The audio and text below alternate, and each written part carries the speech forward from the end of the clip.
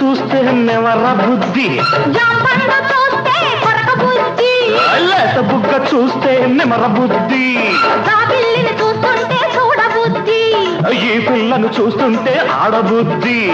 ఎందుకీ పాడబుద్ధి, అందుకే సన్నబుద్ధి. బుద్ధి మంచిదే పిల్ల వయసు చెడ్డది, వయసు ముదిరితే పిల్ల పెళ్లి చెడ్డది. బుద్ధి మంచిదే పిల్ల వయసు చెడ్డది, వయసు ముదిరితే పిల్ల పెళ్లి చెడ్డది. మల్లెపూలు,